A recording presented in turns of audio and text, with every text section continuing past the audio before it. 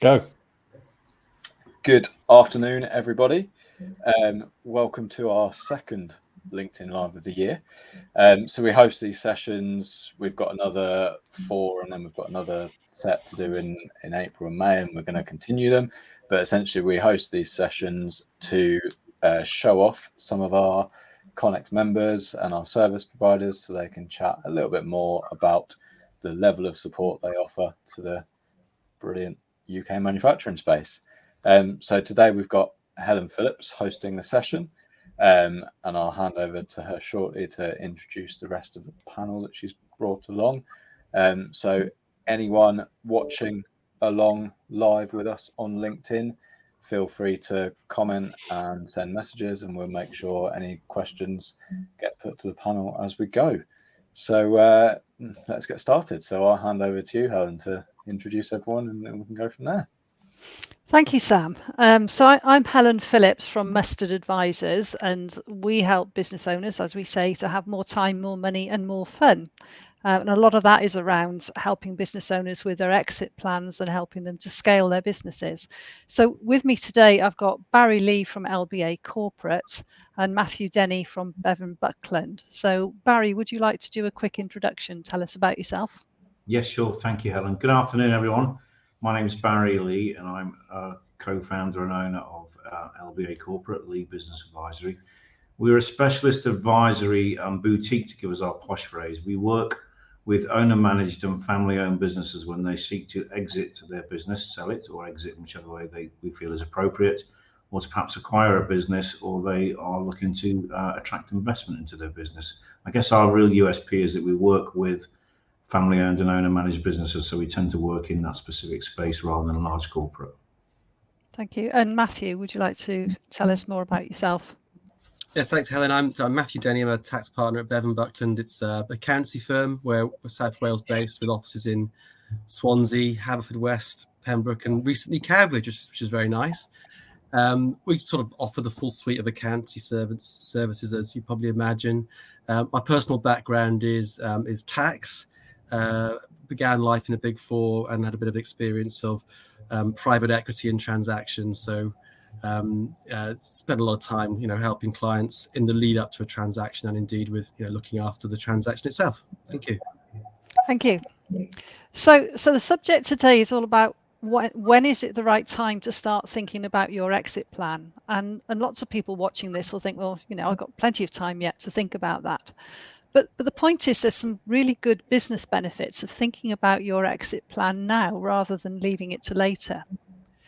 The first thing is it puts in place the foundations as early as possible so that you can take advantage of any opportunities that come your way when they present themselves. If the plans involve your family, then it's a good idea to make sure they share your vision rather than assuming they're going to take over and then suddenly finding that they're not.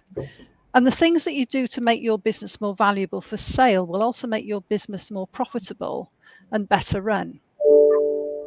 So there's a whole range of things that you could do with your business, and there's no right or wrong with this. It's just about what you as a business owner want to do. You could just wind down your business, come to a sort of orderly exit, or you could hand it over maybe to the next generation, or consider handing it on to the management team. So, various options of management buyout, which Barry and Matthew know a lot more about than I do, or some form of employee ownership. Or you could think about preparing your business for sale. So what I want to start with was to ask Matthew a few questions about, really, it's all about how long it takes to get your business ready for sale and what sort of things do you need to think about in order to optimize your tax position. So Matthew, what sort of restructuring do people need to think about before they exit? Thanks. I think people are quite good at thinking of the one that helps them the most, which is sort of getting their capital gains tax rate and thinking about business asset disposal relief and the £1 million allowance. And they tend to be quite good at maximizing that with their spouse and all that sort of thing. I think what I find with clients where they're not so great is the stuff they needed to have done earlier. And I find two key things. One is the looking around their structure for stuff a purchaser's not going to want.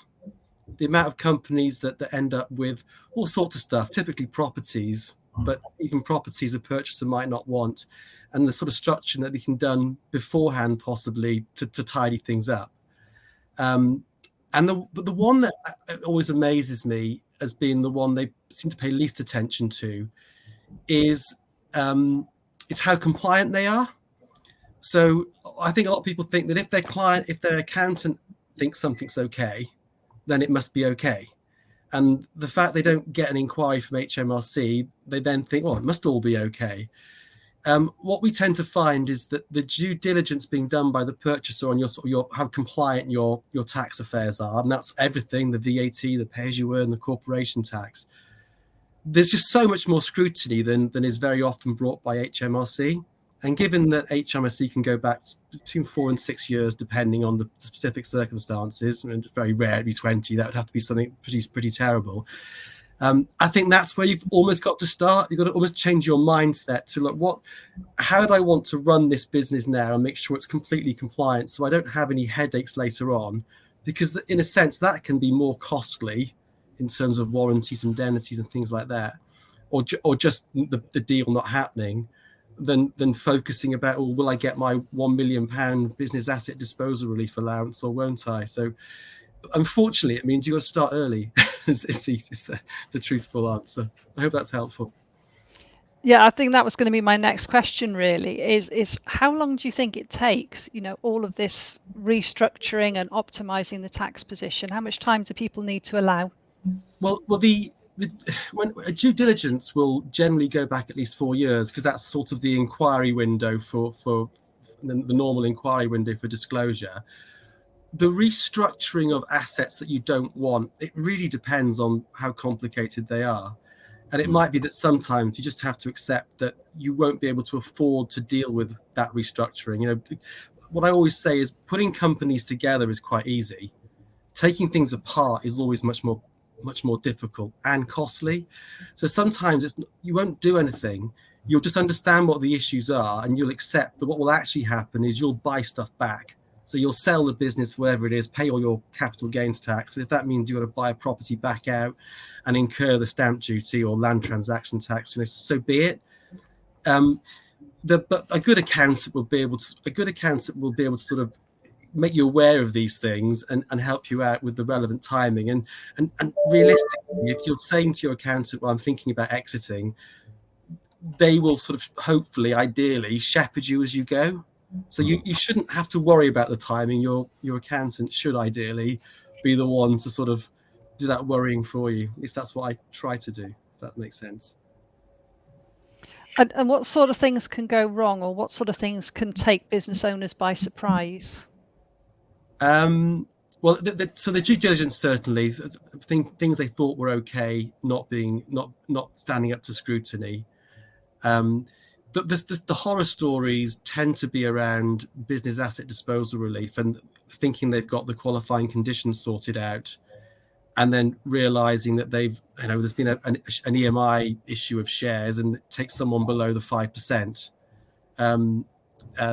The rules, the trouble with tax rules is they're not necessarily fair. They just are what they are. They're very strict, very black and white. So that one can surprise me. The one that kind of worries me the most, which people never seem to quite understand, is they worry about getting this 10% rate, but they never worry about whether they're even going to get capital gains tax rate in the first place. They just seem to think it's a question of, do I get the 10% rate or do I pay 20? Well, if you completely mess it up, you can pay income tax. There's some anti-avoidance called transactions insecurities, and what that is generally about is you sort of not leaving money in the business and manipulating it in a way that you try and take it out as capital gain. And I don't think people always understand quite how that works. And it's something you can get a clearance from the revenue from. So again, it's something that if you're talking to your accountant about, they ought to be able to say, well, look, we need to think about these things. And that might just mean that, if there's too much cash, you might need to take some dividends out before you exit. Thank you. Barry, so come on to you now from a we talked earlier about management buyout as being one of the options. And what I find when I'm talking to business owners is they'll say, oh, well, the management team, they'd be keen to take the business over, but I don't think they can afford it. So if a business owner is thinking of a management buyout, what are the options available to the management team, and what's involved in the management team taking over a business? That's quite a large and wide-ranging question. In less than 5 minutes. Yeah, I agree with you. I think 9 times, so you've got to put yourself in the mindset of an owner-managed business, and ultimately their ideal exit would mean that they get all of their money for the business on day one in cash or in a transfer into their bank account, and that's how I'd always see it, probably from a trade purchaser. But increasing that's kind of the holy grail. What we then kind of discuss with them is what are the different options around the exit other than just a pure sale, and management buyout is one that we do talk to them about. And we tend to, the first thing to do is to get in their mind the fact that their management team need to find themselves an advisor. So we help by finding them a specialist advisor if we're on the sell side of the business to help with the management buyout. And when they say they want to help them, the biggest way they can help them is how they actually receive the money themselves.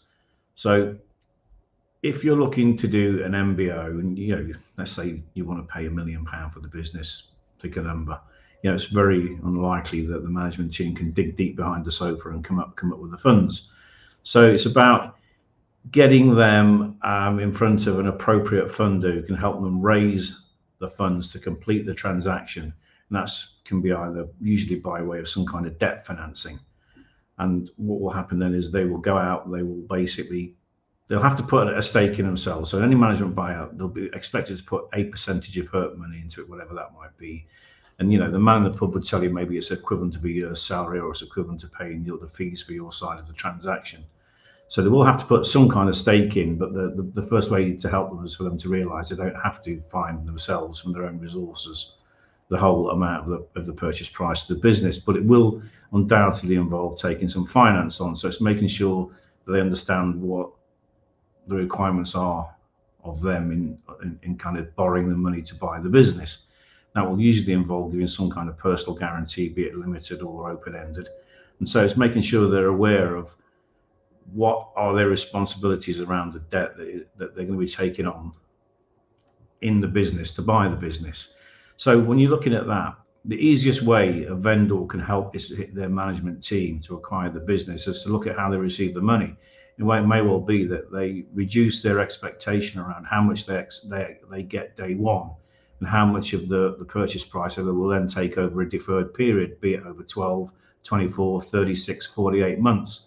And that's the biggest way they can support the vendors, is by taking some form of deferred consideration, either linked to some measurements that the business has to hit for them to receive that. It's kind of deemed an earn out, or it's just purely a deferred payment program that they will take from the management team to buy that business. And that's by far the easiest way for a vendor to help a management team buy the business, is to not look to have all of the money paid day one, but to take a certain amount deferred, which will usually involve a loan being placed into, in effect, the company they're buying. There'll be a company in place usually to buy the company they're buying, and there'll be a loan placed into that they'll then have to work out and make sure that the forecasts show that the business can service that loan moving forwards. And that's the easiest way to help your management team acquire your business, is to be amenable to taking some form of deferred consideration. But other than that, it's a case of, kind of making sure that the MBO team have a good advisor on board who has the skill to put a set of forecasts together for them and is able to go out to the market and source the appropriate debt or other funding available, whether it's debt or whether it's some kind of debt or private equity funding, and into the business and help the transaction in that way. Thank you. Okay, it's quite a large question to be answered in 30 seconds. Yeah. The biggest way to help is deferred consideration, but not all vendors are going to like that. Here's another big question, just in a couple of minutes. What are the key, if you decide to sell the business rather than management buyout, what are the most important things that potential buyers are looking for? Oh, undoubtedly, and I speak as we find in what is our sector, which is the owner managed and family owned sector. What they really want to buy, you've got to think is if you're looking at your business, you've got to think, what are they actually buying? And the one thing we would always recommend that any exiting vendor of a business get their head around as soon as they can is to make sure that business is not entirely reliant on them, or the business isn't them in any entire shape or form. Because at the end of the day, if they are exiting the business and a buyer is coming in to purchase the business, what are they actually buying? What are they actually getting for their money if the vendor isn't in there and it's a very much a personal service related business? And we're the worst example. I mean, our business is called Lee Business Advisory. So, from our point of view, we kind of go around advising people not to do that. Yet we've chosen that that's how we do it, which is probably not the way to do it. But almost any business you can think of, in some way, shape, or form, especially if it's a family-owned or owner-managed SME business, will have as a part of their USP or their success factor the individual owners who started that business however many years ago, be it in their back bedroom, their garage, or as a sole trader. So what they've got to do, and the hardest thing we find by a country mile that vendors really, really kind of rail against is for them not to be, if you like, so important into the business that it can't run without them. So we're trying to encourage people to, very early doors, bring people in who can ultimately make you redundant. And the way to sell it to them is say, look, take more holiday, take more time out of the business. We want you out of the business as often as we can to show it runs without you. And it's about empowering. It brings a whole host of things in. Have you got the right management team in place? Finding the right candidates? Are you prepared to delegate and empower them? But that's, I would say, is my top recommendation would be make sure the business isn't entirely reliable on the vendor. I think that feeds in quite nicely to what I was going to talk about, which is the things that you can do to make your business more valuable. And the most common conversation I have with business owners is where the business revolves around them, and they don't realise that the business depends on them. They don't have anything to sell except themselves. So I'd echo what you said. Build a really great team around you, and then get out of their way. Yeah. And attract the right people who've got the right attitude and share your values, understand your vision and what they can do to deliver it. I think it's always a good idea to give these people some skin in the game, because first of all, it means that they've got some incentive to share in your success, and also that people coming in to buy the business are going to look for longevity. So if they've got a management team that's committed, then that will make the business more valuable. Another thing I talk to people about a lot is clarity on their niche, becoming the go-to business in their marketplace. It makes sense for your business anyway, because it makes it really easy for people to recommend you and difficult for competitors to knock you off your perch. And then if you're the go-to business, then obviously scarcity means it increases the value. And then another one is focusing on excellent customer service. This is your cheapest form of marketing. It's much cheaper to maintain an existing customer through excellent customer service rather than trying to find new customers. And it creates loyalty, which again is evidence that a new buyer coming in is that you're going to create an ongoing stream of income. I think one of the things Matthew was talking about was due diligence, formalizing agreements with making sure you've got all of the agreements with your key people in place. And if your business depends on a key relationship with a supplier of some sort, then having that contractually secured will give the new buyer confidence.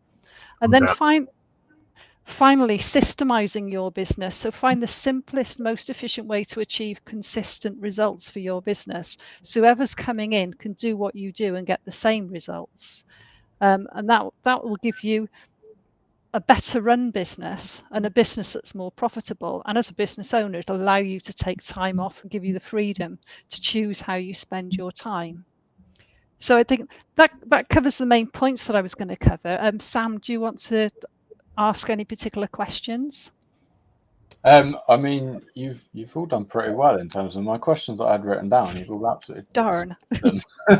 So good work on that. So I know Nick, Mandy, Lee, and Steve are watching along live. So they've been commenting as we've been going. So if any of you guys have got questions, feel free to drop them in the comments. My main question was around the kind of top tips in terms of essentially stepping back from a business. But I think Barry, you've done a pretty good job of answering some of those. In terms of time frame, so if someone's been in their business for say 10 years and it's somewhere in the horizon, they're thinking of selling up or moving on or whatever it may be, how prepared do you think they need to be? How long will it take to go through this process in your kind of opinion? So a sale, if you're looking at a kind of a classic sale process, it can be anything between 3 and 12, 24 months from start to finish. I mean, it kind of is best to look at it from certain landmarks in time. So from kind of going to, I think I want to sell my business, to completing the transaction and having the business sold, held over and money in your bank.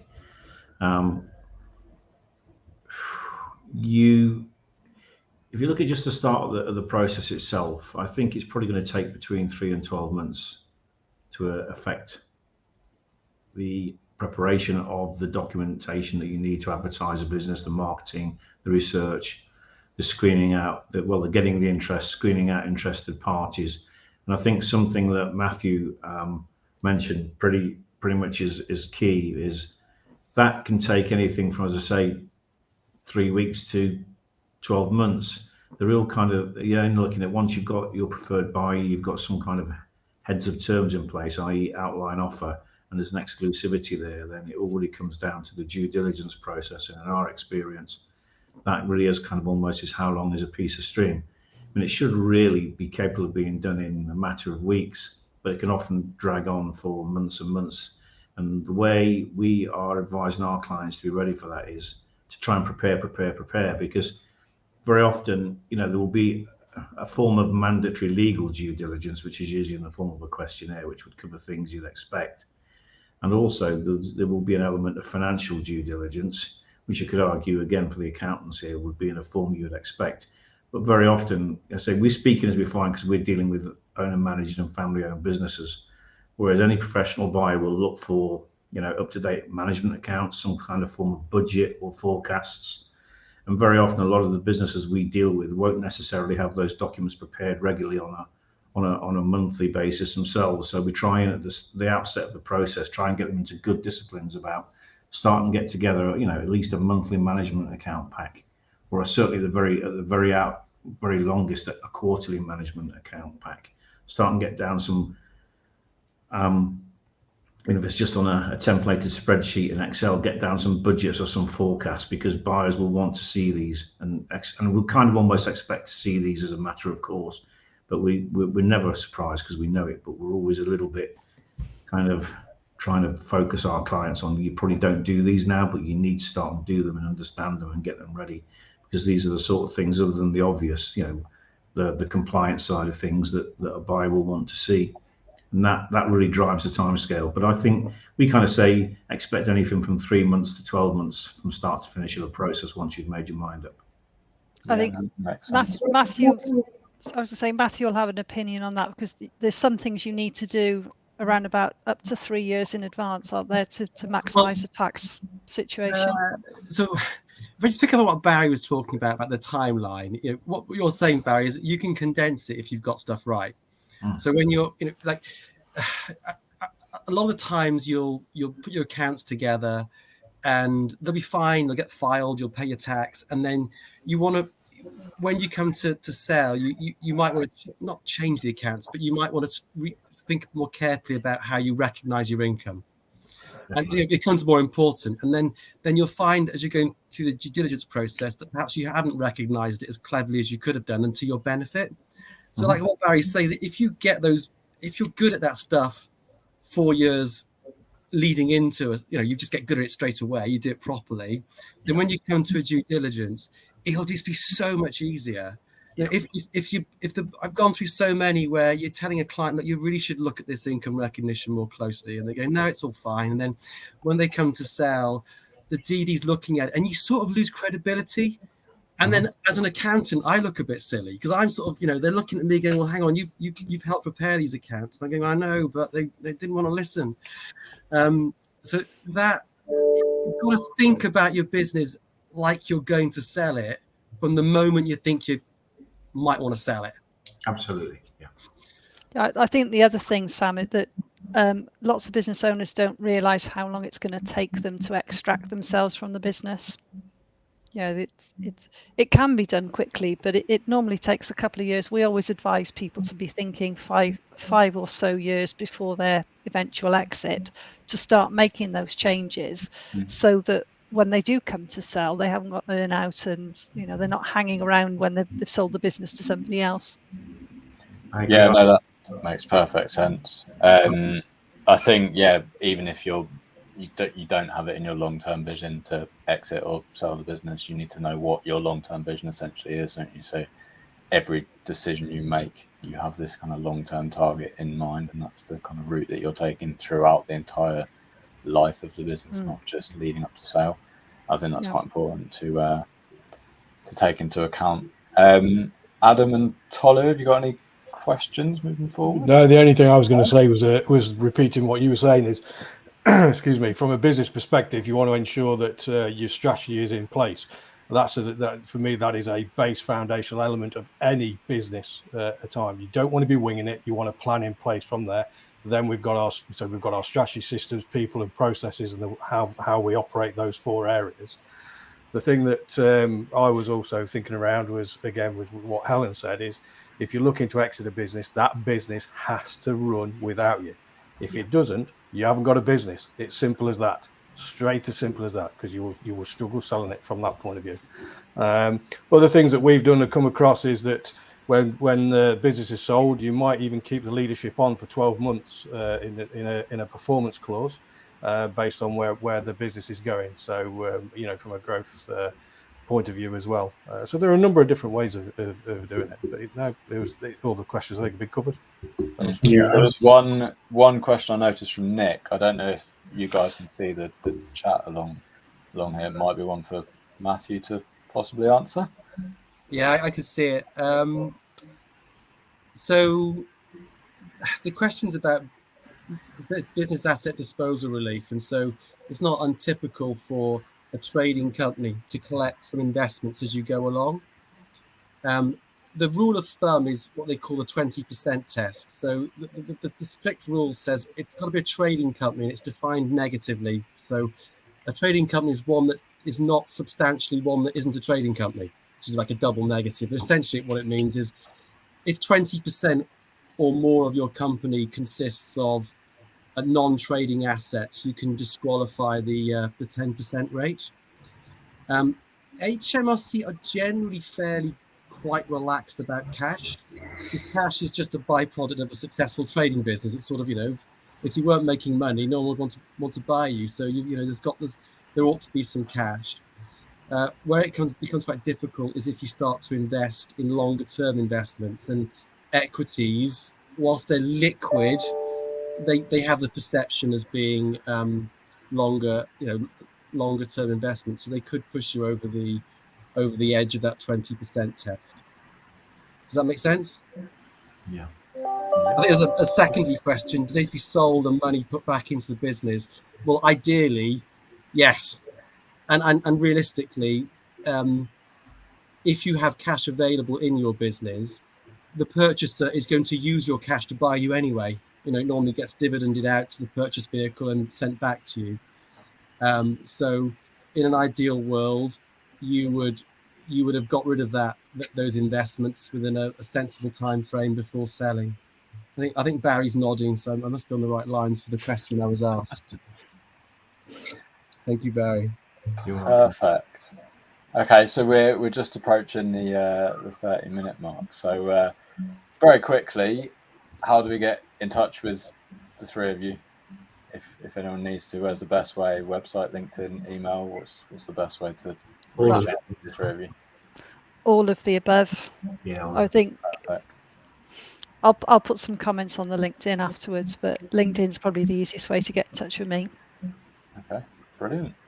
Well, we're happy to, if anybody wants to kind of consider, exiting, we're happy to have an obligation chat with them initially, just to give some overview and share some of the journey with them. perfect. It is very personal to everyone, but I agree with particularly what Matthew said, and I think if you were kind of trying to put us against the wall and shine a light in our eyes and say, when would you probably think is the time to start planning? I think the minimum of probably, if you've made that decision, and Adam, I think, alluded to this, is probably 3 years out, I think is where you start to think about it properly. We get a lot of people who rang us 3 years ago, kind of said, look, we're thinking to do, we've had a chat with them, we've maybe identified some areas that they need to focus on. And sure enough, you know, sort of 2 years later, we get a phone call saying, right, this is where we are now. What do you think? And then you get to the all important question around, well, where do you see the value in the business versus where do they see it? And that's always the interesting conversation to have. Brilliant. Okay, so we'll leave that there for now. So thank you to everyone on the panel. Thank you to Helen for hosting, and thank you for everyone who's been listening along and commenting as we go. So we've got another session next week. As always, I'll post details about that Monday, and we'll go from there. So thank you all very much, and we'll see you again next week. Thank you. Thank you. Cheers. Thank you very much.